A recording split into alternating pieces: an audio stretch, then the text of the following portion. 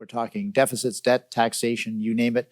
Kevin, I guess I'm going on a little bit of my experience as well as your experience here, but my experience with minority governments, minority parliaments is they tend to be expensive. The parties tend to throw money at problems and use cash to reach agreements with opposition parties to get their legislation through the parliament.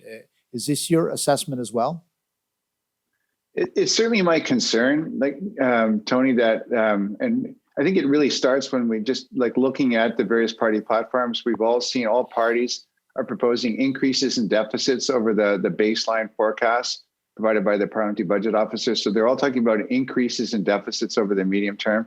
And I think, when it comes down to the proverbial horse trading and making sure that we get these financial bills, I think through Parliament, that I think the pressure, the bias will definitely be towards deficits. So it is a concern. I think the only way we can counteract it, Tony, is with a strong fiscal planning framework, the one we had, I think, with your government, Tony, when a hard commitment to get back to budgetary balance over the medium term. But without a strong fiscal anchor or fiscal target, the deficit bias will show its way through.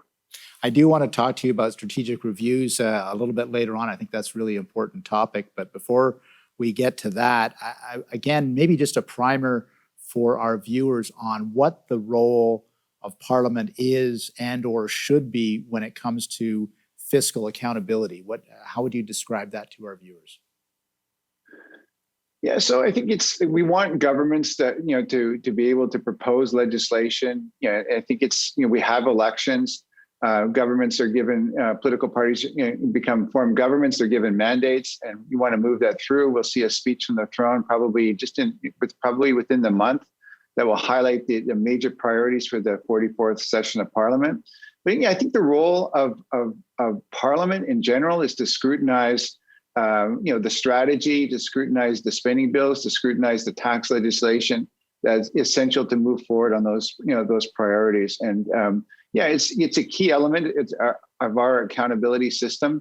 It's a good system. We get budgets passed. As we kind of watch American news these days, they're struggling to get a budget bill passed, and they're struggling over something called the debt limit.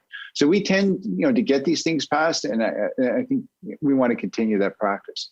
And really, there's a big role for it's not just sort of set votes in the House of Commons itself, but it's also the parliamentary committee oversight function, right?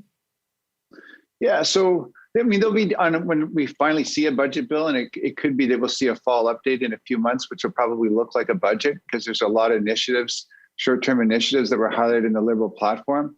Around a budget, there tends to be at least a discussion around the strategy. But I think as we kind of move into the supply system, like the supply of authorities, this will get down to committees. Committees will review the requested votes. You're a former president of the Treasury Board. Nobody knows this better than you. We want those parliamentary committees, those standing committees for different departments to approve those estimates. Yeah, and again, the procedures, if there's fundamental changes to tax laws, we're changing tax code. Those will be debated through various forms of legislative review, first, second, third readings, et cetera. And is that where the horse trading takes place as well? It's kind of both behind the scenes, but also as these bills wend their way through the system, right? Yeah, I think I would assume, Tony, a lot of the horse trading will take place, as the budgets are being developed. There'll be an opportunity for the Prime Minister, Finance Minister of the day to sit down with leaders of other parties. I remember your party doing it with Mr. Layton back in the day on just to make sure that in a minority parliament scenario that Prime Minister Harper was going to get his budgets passed. And there's definitely horse trading at the front end. I think it's a bit dangerous to do significant horse trading while the bills are in front of Parliament. There could definitely be changes. But again, you don't want those changes to kind of create a vote of confidence, which could mean that we could find ourselves literally back into an election sooner rather than later.